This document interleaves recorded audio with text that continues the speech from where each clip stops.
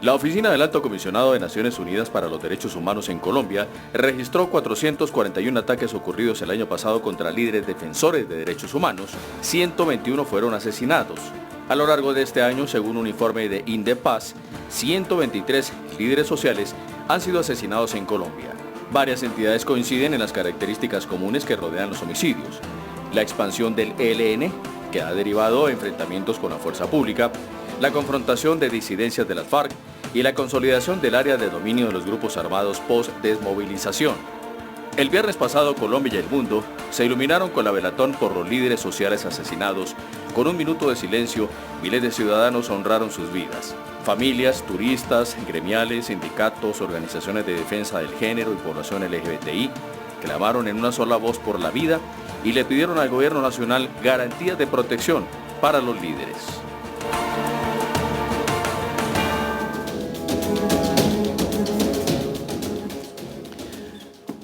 Bienvenidos a Semana en Vivo. Yo quería recordar esas imágenes que se vivieron el viernes por la noche en la Plaza de Bolívar, y no solamente en la Plaza de Bolívar, sino en muchas partes de Colombia y del mundo, por esa velatón que hubo en memoria de los líderes asesinados, que es una expresión interesante y yo creo que importante de un país que se está empezando como que a despertar frente a un drama que está cobrando cada vez más vidas de los colombianos cuando pensábamos que estábamos saliendo de la guerra. Ese es el tema de hoy en Semana en Vivo: quiénes están realmente matando a los líderes, pero sobre todo por qué a los líderes están siendo en este momento siendo blanco de la violencia. Aquí vamos a tener a personas que estudian el tema, tienen responsabilidades sobre el tema, y además a líderes que están en este momento asesinados. Los invitamos a que vean quiénes son los que están hoy en Semana en Vivo. Estos son los invitados de hoy. Nuestros invitados son Jorge Rojas, periodista, escritor y exsecretario de Integración Social de Bogotá; Isabel Cristina Zuleta, ambientalista y líder del movimiento Ríos Vivos; Piedad Córdoba, abogada y ex senadora; Marco Aurelio Hernández, líder social; Juan Carlos Restrepo, consejero presidencial de seguridad. Es que no te oigo. ¿Me hacen un favor? ¿Me pueden ayudar? Muy buenas noches a todos ustedes. Necesito uno urgente porque no tengo aquí posibilidad de oír nada, entonces necesito que me ayuden ustedes. Como esto es en vivo, me toca hacer este tipo de anuncios. Bienvenidos aquí a la mesa. ¿Sí? Yo quisiera que mientras que esto pasa, pudiéramos ver alguna imagen en un cubículo de la pantalla sobre las imágenes que se hicieron de velatones, que esa era un poco la idea que teníamos en todas partes de Colombia. Quería darle la bienvenida aquí a Isabel Zuleta, ambientalista y líder del movimiento Ríos Vivos. Bienvenida aquí. Por la invitación. ¿Qué está pasando? Ustedes son una de las personas, uno de los, digamos, ONGs o grupos de movimientos sociales. Bueno, también son una ONG ustedes, no. ¿En el fondo? ¿No? ¿No son? No somos. Somos, bueno, es un movimiento social de vieja data, que ha tenido mucho que ver sobre todo a raíz del tema de Hidroituango. Pero más allá de eso, ustedes han sido víctimas de una violencia muy dura en esa zona también muy complicada. Y en esa zona acaba también de morir otra líder, que es Ana María Cortés, de la cual se está hablando mucho. No se sabe si bien o mal, como dicen por ahí. Pero, ¿qué está pasando, usted cree, en este momento en este país y sobre todo en esa zona de donde usted viene? Pues yo creo que lo que realmente está pasando es que no se nos permite disentir. Eso es lo que hemos sentido. Para el movimiento Ríos Vivos Antioquia y para el proceso de oposición a Hidroituango, de comunidades afectadas por el proyecto hidroeléctrico más grande de Colombia, siempre se nos dijo que no podíamos decir no, que no era posible decir no, que no era posible salir a hacer una crítica, salir a expresar los impactos y lo que nos estaba sucediendo con este megaproyecto, porque ya había habido una decisión. Y esa decisión se impone sobre los territorios, y entonces los demás actores sociales no podemos organizarnos porque la protesta social es entendida en Colombia, la denuncia es entendida como una oposición a otros que tienen realmente la voz y que la van a imponer. Hidroituango se impuso por encima de nuestras voces, del territorio, del ambiente, de la geología, de todo lo que se había podido considerar. Y eso es lo que está pasando con los líderes. Nuestra voz distinta, la voz que dice no, la voz que critica de un lado o del otro, pero la voz que quiere decir algo distinto no es posible en este país. Así nos lo acaban de decir, nos lo dijeron los paramilitares en el año 2016, cuando hicimos una protesta en Valdivia muy fuerte. Nos dijeron, se les prohíbe gritar consignas en contra de Hidroituango. Se les prohíbe gritar consignas. No solo salir a las marchas, sino gritar una consigna. Y nos lo prohibieron a 500 personas que estábamos en ese momento en la movilización. Y nos llamaron, grabamos el audio, hicimos toda la denuncia de la amenaza y nos dijeron, no se ha podido avanzar en las investigaciones.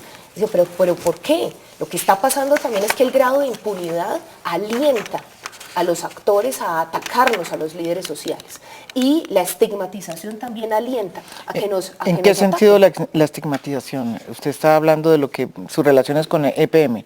¿Sí? ¿Cómo es? A ver. Nosotros claramente nos han dicho que con nosotros no conversan porque somos opositores al proyecto. No dialogan. Cuando al otro actor se le desconoce, eso es ponernos en riesgo. Porque un desconocimiento, y ellos mismos lo han dicho, es que aquí no hay afectados. Y entonces ¿nosotros qué somos? O cuando salen con las campañas por redes sociales, Hidroituango es Colombia, nosotros sentimos, y entonces ¿nosotros qué somos?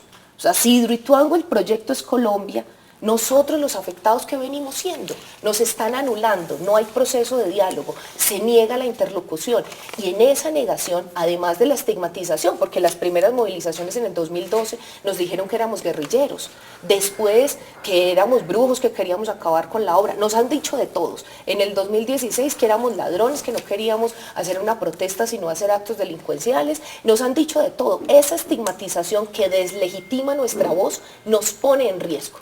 Y eso es lo que nosotros estamos diciendo. Creemos un ambiente favorable en que sea posible disentir. Isabel, ¿qué situación están viviendo en este momento? Porque desde que se desmovilizó las FARC, pues ha habido una mejoría relativa. ¿Cuál es la situación en ese frente? Es una zona donde siempre ha habido FARC y siempre ha habido paramilitares. ¿Y cuántos líderes han sido asesinados en estos últimos 2 años? Pues a ver, en la zona es muy difícil realmente llevar el registro, porque tenemos un conflicto con la institucionalidad y es quién decide quién es líder social. Entonces, el asesinato de nuestros 2 compañeros en el mes de mayo, en 6 días asesinaron en Puerto Valdivia. Cuando ya había iniciado la crisis, nos asesinan a 2 integrantes de Ríos Vivos. En el primero, la policía sale a decir que no era líder social y que no era de Ríos Vivos. Y en el segundo, la gobernación de Antioquia sale a decir que no es líder social y que tampoco era de Ríos Vivos. Entonces nosotros sí empezamos a decir, ¿quién decide en este país quién es líder social? ¿Quién lo decide? Nosotras las organizaciones, nadie más, porque es el derecho a la libertad de asociación. Entonces eso es un problema en este momento, porque nosotros sentimos que en esas cifras faltan muchos, que en esas cifras no son reales y que se está ocultando la verdad de la situación que estamos viviendo, porque entonces si tenía una relación con no sé quién o no sé qué, porque entonces si no ha salido en medios de comunicación no es líder, porque no es el más representativo, pero el que se la luchó allá en el terreno. Un líder que tenemos hoy amenazado en Valdivia, que el alcalde de Valdivia le disparó a su casa, y la fiscalía no ha hecho absolutamente nada. El alcalde no es un líder, no es desconocido el alcalde, todo el mundo sabe quién es el alcalde, pero la fiscalía no ha hecho nada. Ese tipo de situaciones nos hacen pensar que nosotros, por lo menos en el territorio, no se está haciendo nada para proteger a los líderes sociales. Juan Carlos, usted está desde por la mañana al mediodía, por la tarde, en este tema tratando de solucionar el tema realmente con mucha voluntad. ¿Qué está pasando y qué le puede decir a una persona como Isabel, que es un reclamo de muchísimas víctimas cuando, o personas que son blancos de estigmatizaciones, que ven que sus compañeros caen o son asesinados y dicen ellos no son víctimas, ellos no son líderes, perdón, ellos no son no sé qué? O sea, ¿qué le puede decir a Isabel? Bueno, lo primero que podría yo decirle es que tiene la solidaridad del gobierno nacional y de todo el país que se ha manifestado en unas manifestaciones públicas muy importantes rechazando cualquier forma de afectación a los derechos de los líderes. Eso no es carreta, eso es verdad. Yo quiero simplemente hacer una recapitulación de dónde venimos y hacia dónde vamos. Yo digo siempre que nuestro país transita de un conflicto armado a un conflicto social. El conflicto no desaparece en tanto no desaparezcan las diferencias, las brechas, la desigualdad y todo lo demás. Lo triste de nuestro país es que el conflicto armado se había vuelto nuestra zona de confort, mientras que el conflicto social nos incomoda y nos pone tremendamente nerviosos. Tenemos que aprender a manejar el conflicto social y aprender a manejar esas diferencias a través del diálogo. El propósito de toda la política nacional y de todo lo que hace el gobierno nacional en este sentido, sin excepción, desde la más alta cabeza del Estado hacia abajo, es promover ese diálogo social, es promover una apertura. No ha habido en la historia de nuestro país un gobierno más proclive al diálogo, más proclive a la defensa de los derechos humanos, más proclive a la apertura y a la recepción de todas las distintas posiciones. Lo que quiere el gobierno nacional es que en este país se pueda disentir, se pueda hacer política, bien sea la política electoral o la política o el activismo social, sin la interferencia de la violencia y sin la interferencia de las armas. Eso es el deseo y esa es la política del gobierno nacional. Y en eso venimos trabajando. Venimos de un país donde había una estigmatización permanente marcada por un conflicto armado, donde el que estaba a favor era leal patriota y el que estaba en contra era auxiliador de la guerrilla o era guerrillero disfrazado. Y eso cambió.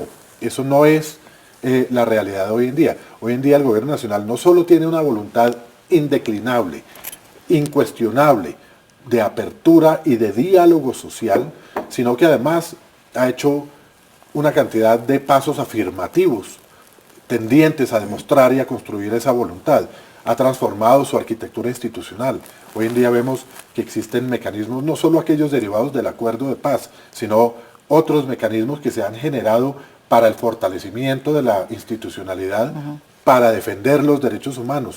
Hoy en día hay una dinámica de articulación, lo que vimos hoy, que es la 18ª reunión de la Comisión Nacional de Garantías de Seguridad, incluyendo sus subcomisiones, es precisamente eso, es la articulación de toda la oferta institucional para la protección de los derechos humanos. Es una mesa que es liderada por el presidente de la República y en ella se sientan el ministro de Defensa, el ministro del Interior, el ministro de Justicia, el procurador, el fiscal, el defensor, los representantes de las plataformas sociales y expertos en derechos humanos, las organizaciones internacionales que acompañan estos procesos, y a través de esos mecanismos que está poblado de programas de protección y demás, se buscan hacer efectiva la protección de los derechos de los ciudadanos.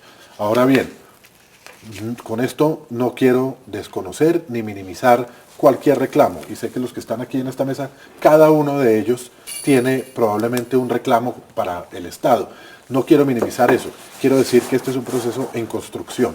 De la Paz es como lo ha dicho el presidente mil veces, es como una catedral que se construye ladrillo a ladrillo, pero para poder hacer eso necesitamos que haya vasos comunicantes, que haya un ejercicio de diálogo social, para lo cual honestamente creo que este gobierno se ha venido preparando a punta de ganas de sacar este proceso adelante, y falta mucho por avanzar. Falta mucho por avanzar en materia de seguridad, falta mucho por avanzar en materia de que esa transparencia y esa confianza llegue a los territorios, falta mucho por avanzar en materia de diálogo, pero en ese camino transitamos. ¿Y no habrá un problema también de la policía? Porque yo creo que la policía hay un tema y se lo digo porque casi todas las investigaciones que uno hace sobre lo que ocurrió después de un deceso de una víctima o de un líder social es que lo lleva siempre uno a que hay un tema complicado de autoridades, que ya sea no en muchos casos, pero sí hay, en casi la mayoría de los casos hay presencia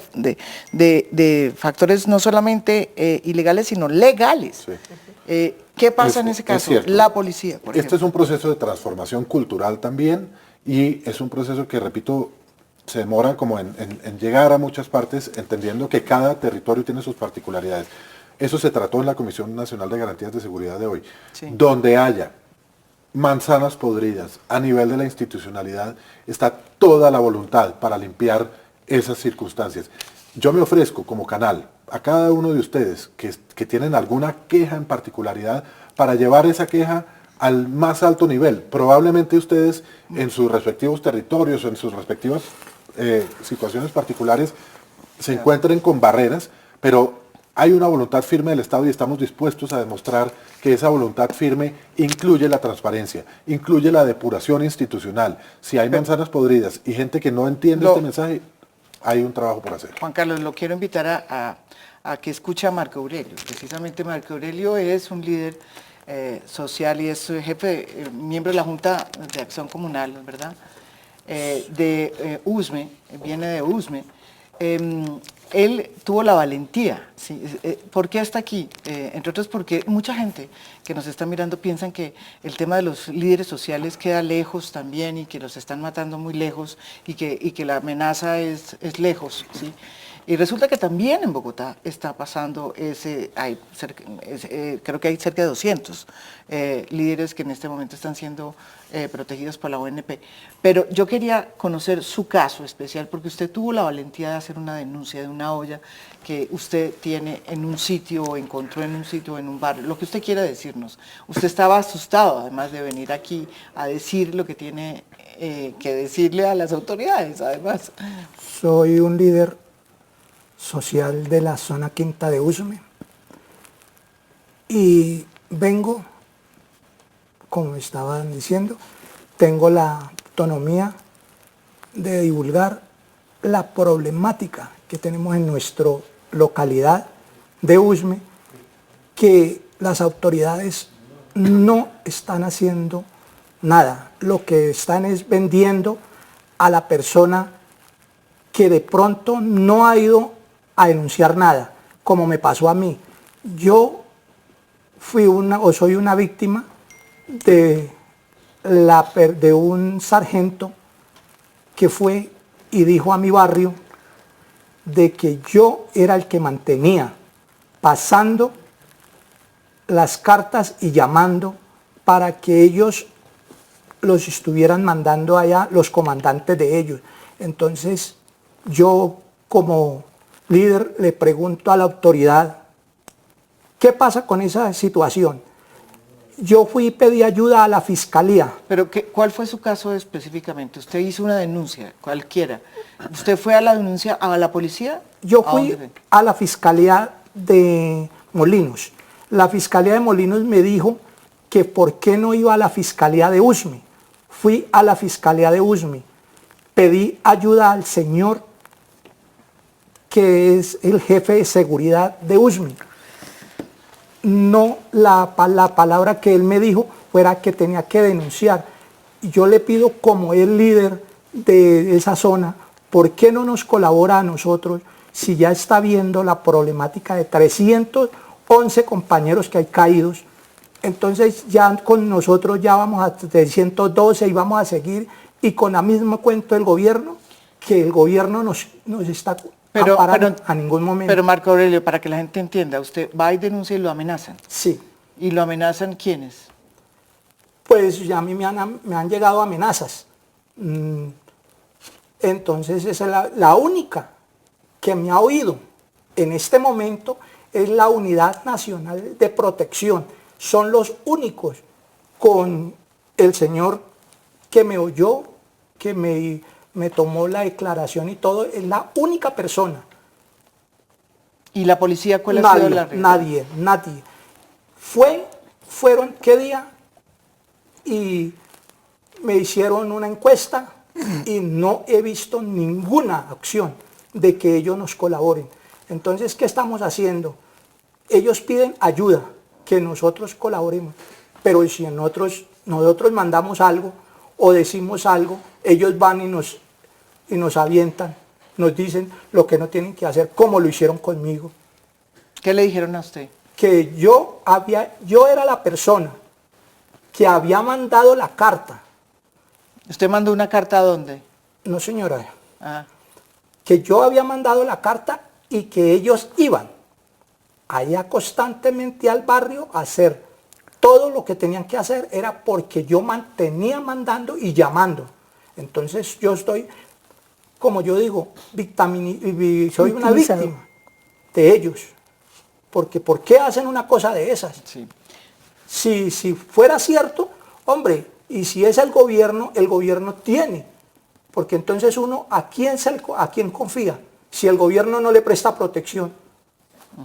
Y el cuento es, usted oye todos los santos días en las noticias, es que nos están prestando protección. Es que no soy solo yo. En la zona Quinta de Usme. En la zona Quinta de Usme habemos cantidades. Lo que pasa es que como nadie nos presta colaboración, a mí me dieron en la Policía Nacional un papel, como yo le dije, y perdone si yo le dije eso a la señorita que me dio ese documento, le dije, señorita, cuando me vayan a matar, entonces yo saco el documento y digo, mire, eso está muy mal hecho, porque si nosotros queremos que las autoridades nos colaboren, entonces, ¿dónde está la colaboración? Y lo acabé de oír de usted, doctor, de sus palabras. Entonces, en esa zona usted no reclama, tenemos, pero la policía y la fiscalía no y todas las entidades, porque tenemos también otro problema, porque nosotros somos de una parte que nos dieron unas casas y le he pasado al señor alcalde cualquier cantidad de... ¿Ustedes le dieron casas quiénes? Nos dio en lo de Belisario, en el gobierno del señor Belisario, porque nosotros somos de Armero, Tolima. O sea, ustedes son víctimas de Armero. De Armero, sí señor, de la naturaleza, somos desplazados de la naturaleza. Y nos dieron unas casas que a cualquier La naturaleza momento... no desplaza. La mala gestión del gobierno, de la naturaleza jamás Yo desplaza. los invitaría a ustedes que fueran y vieran donde nos colocaron. Somos 220 casas. Estamos con un lote de una ladrillera Tejares. Le pasé al señor alcalde con fotos y todo, diciéndole qué es lo que pasaba, y él nos dice que porque es un tercero, no pueden hacer nada. ¿Cómo no pueden hacer nada? Entonces el señor nos va a tumbar las 220 casas y nosotros seguimos lo mismo. Y el gobierno que nos están ayudando, veo la ayuda y le pido al doctor, por medio de usted, nos canalice eso, ¿qué es la ayuda? Le he mandado y tengo con qué a las entidades que le he mandado las cartas y no nos quieren ayudar. Bueno, ¿O hay corrupción o hay algo? Sí.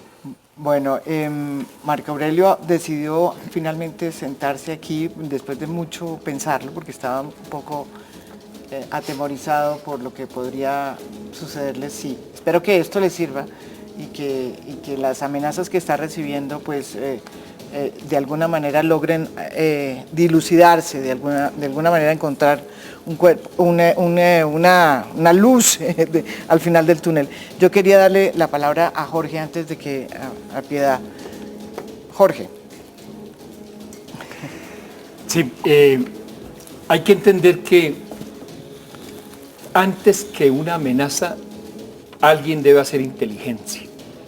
Porque no es que los sicarios van por ahí disparando. No, alguien hace una inteligencia. Y la inteligencia cuesta dinero. Y la inteligencia requiere de recursos.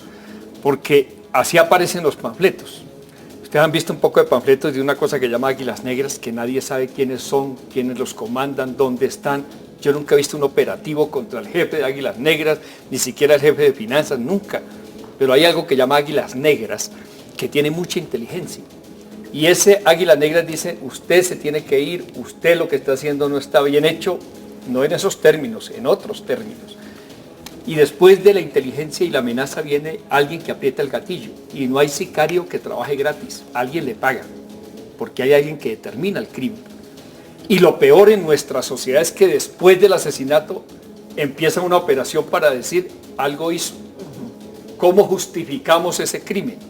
Que es lo peor que le puede pasar a una sociedad. Y entonces, desde el mismo gobierno nacional empiezan a decir, es que tenía vínculos con, es que tuvo una riña, es que era un lío de faldas, y empiezan a generalizar como que si fuera algo normal que mataran a la gente. Esa es la realidad en el territorio. Yo reconozco que el gobierno hace un esfuerzo importante. Yo reconozco que hay una institucionalidad creada alrededor del proceso de paz. Pero Juan Carlos y yo tenemos que reconocer que esto sigue ocurriendo, que siguen matando a la gente, que hay una desprotección de la gente más vulnerable, como Marco Aurelio en Usme, enfrentando el poder sin tener capacidad, solo por su decisión de protegerse, porque el Estado no está presente. Esa es la realidad. Ahora, termino diciendo, ¿qué está pasando que se disparó este fenómeno? Desde el 17 de junio hasta el 7 de agosto estamos viviendo una zona gris. Una zona gris en la que el gobierno que se va ya no puede, o ya no quiere, o ya no es posible hacer lo que no se hizo en 8 años. Repito, reconozco los avances. Y el gobierno que viene no le importa o se desentiende porque, como lo han dicho ellos, todavía no hemos empezado a gobernar. Quiere decir que en esa zona gris cualquiera puede atacar. Y esa zona gris tiene que ver también no solo con los asuntos sociales, que lo son en términos políticos, sino que quieren cambiar el mapa político del país. Si estas fuerzas alternativas ganaron en 273 municipios, que son 9 departamentos, que son algo así como 10 ciudades capitales, algo está pasando para mandar a matar a la gente que quiso hacer un cambio político desde esas causas sociales, ambientales, que se han vivido en el país. Quieren cambiar el mapa político para el año 2019. Esa es una razón sobre la cual trabajamos hoy con el presidente y por fin el presidente hoy dijo: reconozco que también la oposición política está siendo perseguida.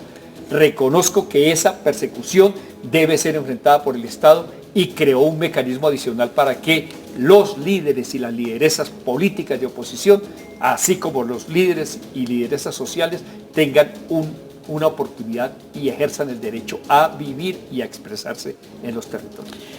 Después de esta pausa, la palabra para Piedad Córdoba, porque le quedó perfecto la intervención después de usted. Es parte de la discusión y se la dejo así planteada en una pregunta. ¿Qué es lo que está buscando las personas que están amenazando y asesinando a los líderes sociales? ¿Cambiar el mapa político? Es una pregunta que obviamente será parte del debate después de esta pausa. Volvemos aquí en Semana en Vivo. Volvemos aquí en Semana en Vivo y la palabra para Piedad Córdoba. Bienvenida, que hace rato no la veía por acá, Piedad. Bueno, usted ha venido desde hace mucho tiempo trabajando este tema. ¿Qué está pasando? Y si realmente hay detrás de esto una motivación política. Y le hago esta pregunta. Cuando empezaron a matar los líderes sociales, uno de los argumentos que se planteaban en la mesa era que las zonas donde estaban siendo escogidos por los asesinos para matar a los líderes sociales eran aquellas zonas en las que supuestamente iban a estar las circunscripciones estas famosas que se cayeron, que iban a ser representantes, donde iban a estar los nuevos líderes, las víctimas de este conflicto. ¿Usted cree, como el doctor Rojas, que aquí hay un interés en cambiar el mapa político? Bueno, María Jimena, primero que todo, muchas gracias por invitarme y un saludo muy cordial y cálido a todos ustedes y todas. A ver, yo creo que hay un interés en impedir que se cambie el mapa político, no a partir del 27 de mayo, sino mucho antes. Y esto se da a partir de que se organiza la Mesa de La Habana. Surgen organizaciones y movimientos como la Marcha Patriótica, que además en mayo fue la Comisión Interamericana de Derechos Humanos le otorga medidas cautelares por el asesinato sistemático de sus miembros.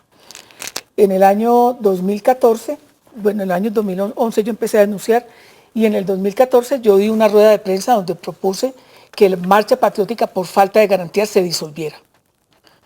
E inclusive hubo gente de marcha que se molestó conmigo por eso, pero era una manera de llamarle la atención al gobierno nacional, que mientras tanto se estaba acordando en La Habana un acuerdo, perdónenme la redundancia, estaban matando a todos los líderes y deteniendo a las figuras más importantes. Tú sabes, María Jimena, que yo vengo del Partido Liberal, pero toda la vida, y a Jorge le consta, porque además apoyé el trabajo de CODES en el Senado de la República, he estado muy de la mano de lo que significa la búsqueda de la paz en el país. Y me entregué en cuerpo y alma al tema de Marcha Patriótica, entre otras cosas, porque un movimiento muy bonito, seguramente tienen coincidencias en regiones con las FARC, coincidencias en lo que significa la reclamación de los campesinos y campesinas. Es de ahí donde surge la cumbre agraria étnica y popular. Y de Marcha Patriótica han asesinado al día de hoy 168 personas. O sea, de la única forma que el gobierno nacional nos llama a Carlos Lozano, a Clara López, a Aida Bella, a Gloria Ramírez, en una reunión con el doctor de la Calle, el alto comisionado de ese momento, el presidente, porque yo dije que nos íbamos a disolver. Ahí tuvimos una reunión con el presidente de la República y todo ese grupo. Nos dijeron que sí, que iban a buscar la manera. Es más, en ese día yo le entregué una carta al presidente del Clan del Golfo, que me lo entregaron ellos a mí, para el tema de sometimiento. Y luego, nosotros como Marcha Patriótica logramos una reunión con el presidente de la República. Ya la situación era muy difícil. Cuando yo... ¿Y quiénes mataban a...? Pues hombre, eso está el paramilitarismo, de la mano de sectores del Ejército y del Gobierno Nacional. Y lo cierto es que en ese día que tuvimos la reunión con el presidente de la República, fue una reunión muy tensa, donde estaba Olguita, la de Catatumbo, estaba Cristian, el delegado de Derechos Humanos, estaba Andrés Gil, bueno, estábamos todos. Yo en un momento determinado le dije al presidente, lo cogí a una, le dije, presidente, yo le quiero pedir un favor. ¿Por qué no se tomó una foto con todos ellos, con nosotros como marcha? Por una razón muy sencilla, para normalizarlos. Ellos no son ningunos asesinos, no son ningunos delincuentes, son dirigentes sociales y populares de las regiones que los están matando por pertenecer a la marcha. Ya iban 52 en ese momento. ¿Qué me dijo el presidente? No, yo ni riesgo, yo no tengo una foto con ellos, ni loco. Listo. Pero a partir de ahí, y yo, doctor, a usted no lo conocía, lo acabo de conocer, no quisiera estar en su cargo. ¿Por qué? No, eso es un chicharrón muy horrible. Porque a la hora de la verdad dicen muchas cosas y no hacen absolutamente nada. Nosotros hemos tenido muchísimas reuniones. Todo lo que ella dijo, yo lo conozco. Porque mi familia en parte es del Bajo Cauca. Y por muchas reuniones que se hagan, a uno le queda claro que no hay una voluntad estatal de hacerlo. ¿Cómo es posible que en mayo declaren a la Marcha Patriótica como víctima al otorgarle las medidas cautelares, sigan asesinando a la gente por el hecho de pertenecer a una organización y que al momento hayan 168 sumando a los ya casi 300 líderes y lideresas que han asesinado? Entonces, yo personalmente, es más, María Jimena, ¿sabe una cosa? Yo estos días estaba muy preocupada pensando que yo me devuelvo al año 99 en el gobierno de Pastrana. Era presidenta yo de la Comisión de Derechos Humanos del Senado y me parece estar viviendo lo mismo. Me parece, y en ese momento se firma el Plan Colombia. Yo me opuse totalmente porque yo decía eso va a ser para desplazar a la gente, para asesinar a la gente, para desaparecer a la gente. Ahí no va a pasar nada. Y no pasó nada distinto al desplazamiento. Yo me fui a los Estados Unidos y denuncié y dije que ese Plan Colombia iba a ser realmente un plan de exterminio de los más pobres, de los campesinos. Y luego ahorita en México, que fui a las elecciones de López Obrador, hablaba yo con un grupo de latinoamericanistas y les decía, a mí me da tanto temor, porque si bien es cierto no asesinaron a nadie de los candidatos antes de las elecciones, después de las elecciones yo no sé qué pueda pasar. Y yo, María Jimena, porque sé que usted es una figura de incidencia en el país, yo le traje todos estos documentos donde están nuestras declaraciones, donde yo propongo que se disuelva, donde yo digo que hay una persecución feroz contra la Marcha Patriótica, contra miembros del Congreso de los Pueblos, contra la UNIC, porque usted tiene que escribir sobre esto, María Jimena. Esto no es una cosa de última hora, esto no es que... No, esto viene sistemáticamente, en eso coincido con Jorge. ¿Por qué empiezan a matar a todos los miembros de la Marcha Patriótica? Porque ahí había la posibilidad de un recambio político. Cuando se hizo la marcha, cuando sale la marcha de la Marcha Patriótica, no sé cuántas miles de personas, yo salí. Y salí con Andrés Gil y mucha gente. Sí. ¿Y qué dijeron? Ah, no, es que los financian las FARC. Con eso, mejor dicho, liquidaron una marcha que era de gente que venía a corroborar con su presencia lo que significaba la importancia de un proceso, de una salida dialógica y negociada al proceso de paz. Entonces, hoy que hay una amenaza real, porque hay mucha indignación, entonces, bueno, lo de la Velatón es algo maravilloso que no había pasado en este país. Y muy maravilloso que lo desata el 27 de mayo, eso hay que decirlo. Pero también hay que decir que el gobierno no ha hecho absolutamente nada, que la institucionalidad no ha hecho nada, que cada vez más empiezan a decir que no, que es que eran seguramente narcotraficantes, no, es que lío de falda, no, es que era un delincuente, no. Y a mí me da pena con usted, doctor, pero vuelvo y le repito, aquí traje yo toda la documentación, todo. donde reposa el informe total de lo que ha venido pasando. Yo no puedo creer que toda la fuerza del Estado no sea capaz de parar esto. Aquí hay gente involucrada, hay autores intelectuales, los materiales son los que matan a la gente, pero los intelectuales son la superestructura de este Estado, que si no se cambia, van a pasar cosas muy graves. Vamos a ese tema. Aquí hicimos hace la semana pasada otro tema, otro debate muy interesante con víctimas y acá estuvo el director de la unidad y el director de la unidad nos dijo, Juan Carlos, que había unas investigaciones en la Fiscalía funcionando, ¿no es verdad? Y sacó una cifra acerca de 50% de los casos que estaban siendo investigados. Pocas condenas, pero había una investigación de casos. Pero yo lo que más que, digamos, más que preguntarle otra cosa, yo quisiera como que movernos hacia el tema de qué implementación o qué impacto va a tener, por ejemplo, para la protección y para la vida, digamos, la preservación de la vida, esta ley que se acaba de firmar, ley de sometimiento a las bandas criminales.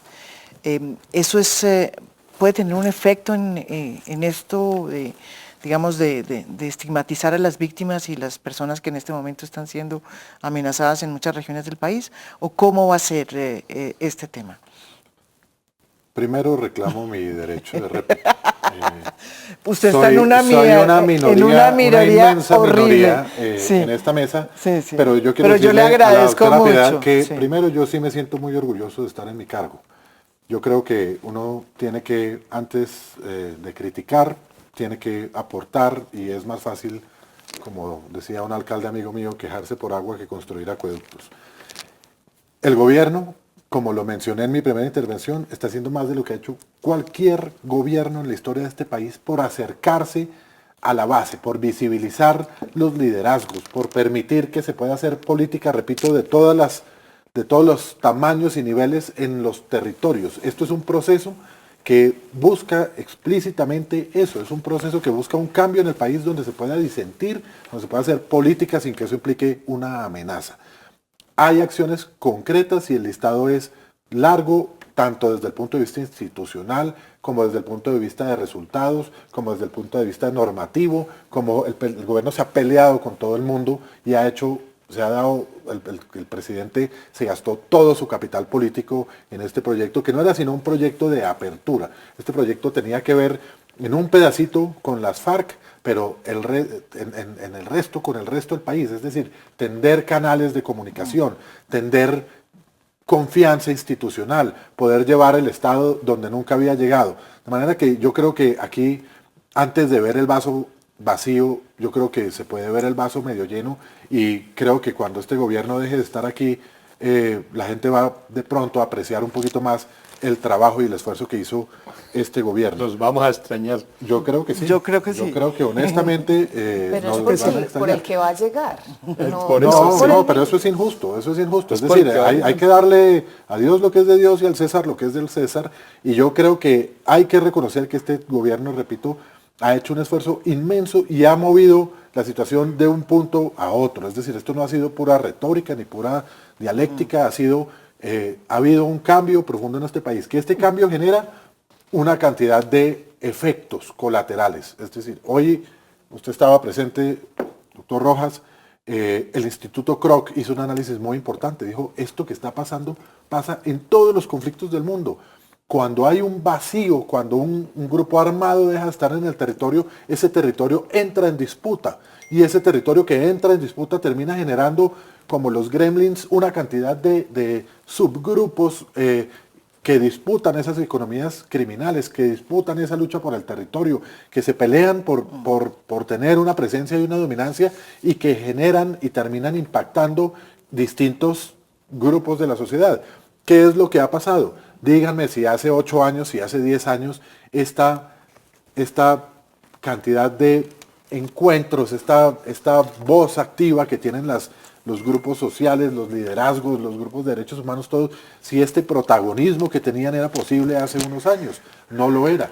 Como digo yo, una vez se produce el proceso de paz, entre otras cosas, los liderazgos se vuelven posibles, se florecen, se multiplican, Y esas dos cosas que acabo de decir, es decir, el reasentamiento de las fuerzas en el territorio, la disputa por el territorio, más el florecimiento de los liderazgos de todo tipo, terminan generando conflictos y violencias que hay que atender, que son efectos no deseados de la solución del conflicto y efectos no deseados de todos los cambios que estamos viviendo en el país, que demandan, por supuesto, y lo reconocemos, no estamos ni minimizando ni negando el problema, demandan la presencia del Estado.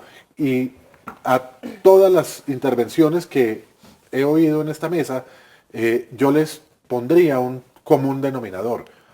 Tiene que haber un proceso de confianza institucional. Ahí también tiene que haber un reconocimiento y una justicia por las instituciones de este país, que en primer lugar trabajan juntas como nunca habían trabajado juntas. Hay que ver, y usted es testigo, repito, y lo mencionamos en el día de hoy, cómo antes, cuando asesinaban un líder, cuando amenazaban un líder, ese líder le pasaba un poco lo que acaba de mencionar Marco Aurelio, que tenía que ir a golpear puerta por puerta, tenía que ir a la policía, tenía que ir a la fiscalía, tenía que ir a la defensoría, tenía que coger un bus y venir a Bogotá a quejarse al Ministerio del Interior, en fin.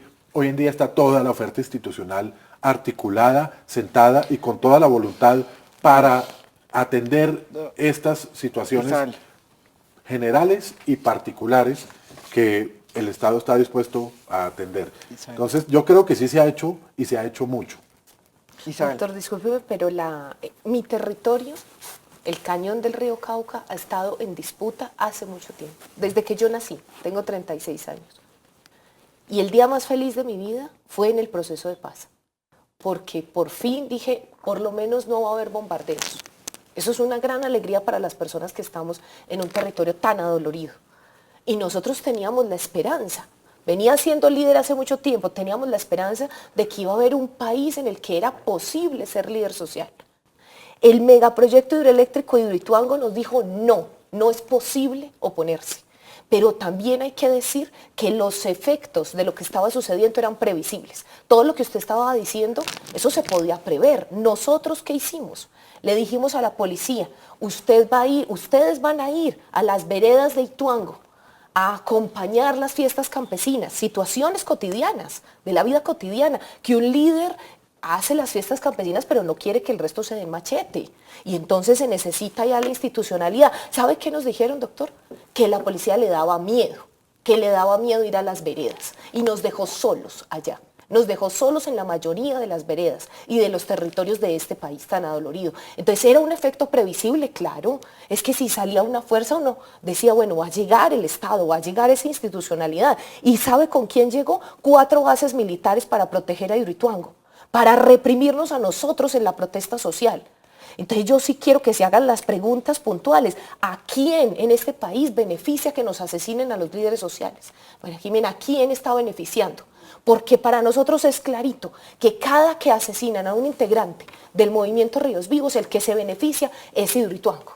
Para nosotros sí es clarito. ¿Por qué? Porque la gente no quiere salir a oponerse y me duele profundamente. No quiere salir a disentir, no quiere salir a decir que es que nos dejaron en esos albergues abandonados y que el riesgo no ha pasado y que se puede desbaratar eso en cualquier momento y que necesitamos que nos den soluciones. El problema no es solo de diálogo, el problema es de soluciones. No estaría yo en el riesgo que estoy hoy si se hubiera dado soluciones. Le rogamos al presidente Santos, porque personalmente estuvimos allá, cuando estuve en la vereda de Orejón con el tema de sustitución, atiéndanos, solucionen este problema antes de que nos maten. El plan de prevención y protección, doctor, del movimiento Ríos Vivos se los dijo hace tiempo.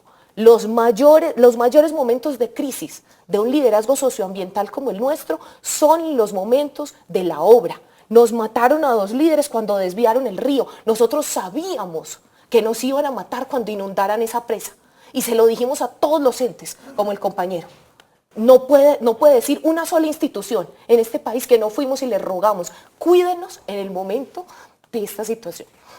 María Jimena, yo quiero aclararle al doctor Juan que la situación no es personal. Cuando yo le digo a usted no quisiera estar en sus zapatos, ¿sabe por qué se lo digo? Porque Madeleine Albright, en un momento determinado en su carrera política en los Estados Unidos, dijo que no había cosa peor que la anomia jurídica y la anomia institucional.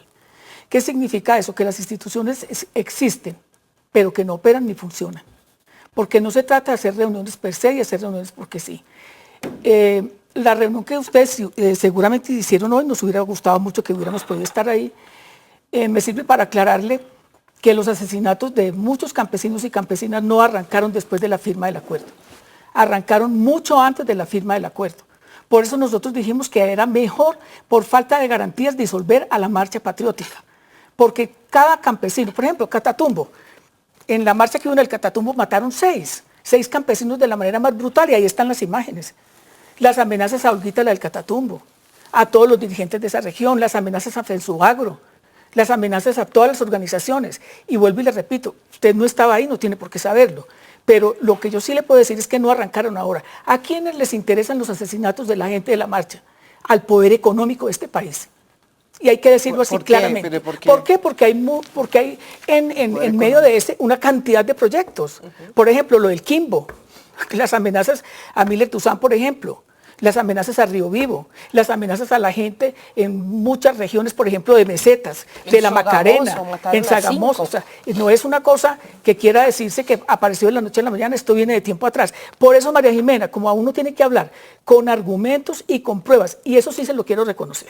Es decir, pero yo lo voy a hacer aquí, como esta hay una minoría aquí no, yo le quiero reconocer al doctor lo siguiente. ¿Puedo decir sí. No, yo le quiero reconocer a él lo siguiente. Primero, puede que las cosas no hayan funcionado como quisiéramos, pero la historia tiene que reconocer que el presidente Santos firmó con la guerrilla más antigua del mundo un acuerdo.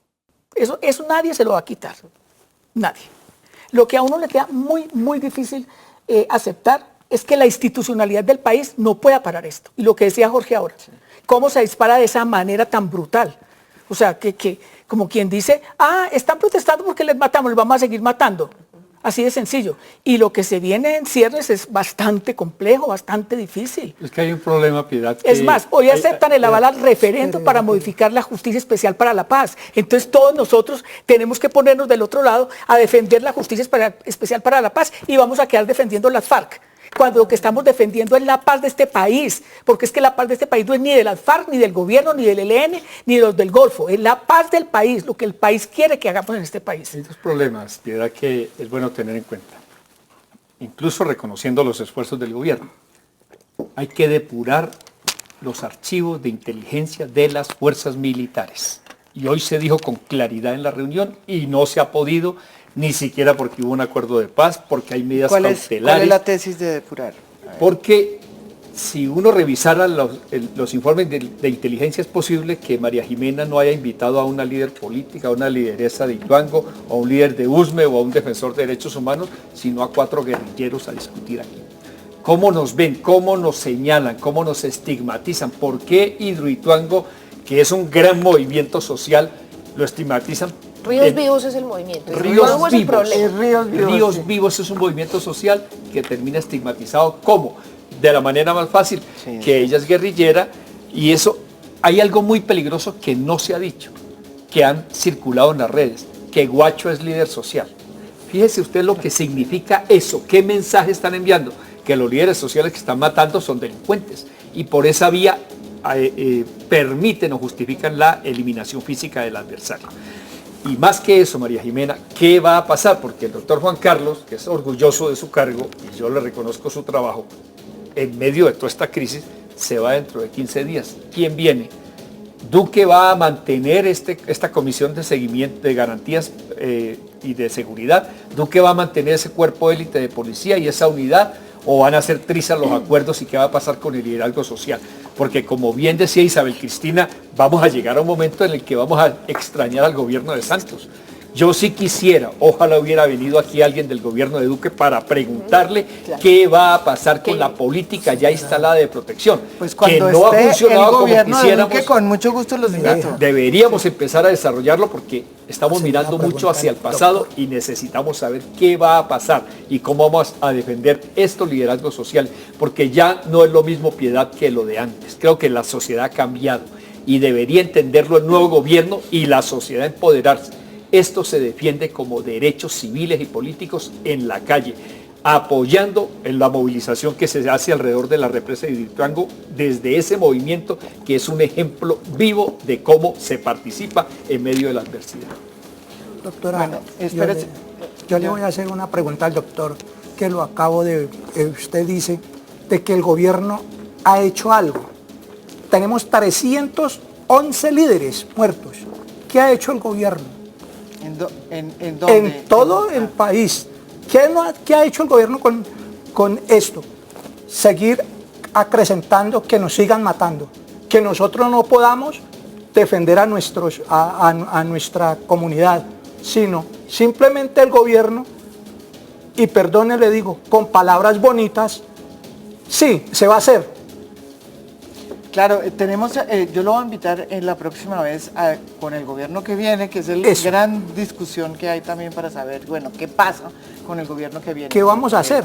¿Le parece? Porque ese es uno de los, yo creo que elementos importantes, desafíos importantes que va a pasar con yo sí le ¿cuál pido, va a ser la política? Es que se nos está acabando el tiempo. Y yo sí le pido al doctor, pues, que si usted dice, y ya ahorita como lo acaba de decir el otro doctor, que ya se va a ir, cuando sean estos 15 días, que veamos un progreso. Sí, en cuando sea. Lo que no se hizo en 8 años, que sea en 15 días. Juan Carlos, nos toca ya, último, y le agradezco porque usted ha sido una minoría aquí, le agradezco mucho esta oportunidad que hemos pero tenido lo hemos también tratado para bien. poder. Lo hemos tratado bien, se le ha dicho. Está bien, pueden Pero decir eso es lo parte que de la quieran. discusión. Claro. Sí, Mire, sí. esta discusión no era posible hace unos años. Sí, yo también. Aquí, Yo le y digo. debo decirlo claramente, y aquí estamos trayendo muchas Pregúnteselo cosas a del Piedad y yo, pasado que y fuimos muchas chuzados. cosas que son un Y poco yo. de confusión de muchas épocas de la vida nacional. Es cierto. ¿Sabes? Yo quiero Esto es decirle distinto. que en otras épocas del país, repito, el que estaba en contra de la institucionalidad o el que le reclamaba la institucionalidad se le consideraba que tenía una actitud subversiva. Lo que usted menciona de los archivos de inteligencia, déjeme decirle que hay un decreto y hay un cumplimiento del Estado de la obligación de depurar los archivos de inteligencia. Aquí, y le pongo mi mano en la candela por eso, aquí no se persigue a la gente por cuenta de esos archivos que en otra época podían considerar a una persona afecto a un grupo o afecto a otro grupo. Hoy en día tenemos una institucionalidad que en primer lugar ha estado comprometida con un proceso de paz, con un cambio en el país. En segundo lugar, la acción institucional empezando por la inteligencia. La inteligencia ha tenido una depuración tremendamente importante tanto a nivel institucional como normativo. En segundo lugar, la acción operacional del Estado está regida y procedimentada. No hay una cosa que no esté incluida en órdenes operacionales que son revisables y que lo más doloroso es procesos de que control. este debate sobre los líderes sociales está ocultando el debate profundo de la corrupción en Colombia, que también tiene que ver con lo que está Bueno, pero nos tocó irnos porque ya se nos acabó el tiempo, no el tema, desde luego este es un tema complicado y la gran pregunta es qué va a hacer el nuevo gobierno con este problema, que es un problema social, político, que viene desde tiempo atrás, como bien lo han dicho acá, y que yo creo que ha tenido un tratamiento muy específico por este gobierno, que puede ser criticado, lo que sea, pero ha tenido un tratamiento. La gran pregunta es si el nuevo gobierno va a tenerlo en cuenta, si es parte de sus grandes desafíos, que debería hacerlo. Porque realmente lo que está pasando en Colombia en este campo es un tema muy complicado. Acabó un conflicto, pero tenemos todavía este posconflicto complicado que se nos está viniendo encima. Muchísimas gracias y los espero mañana con otro tema internacional. María Jimena, los documentos.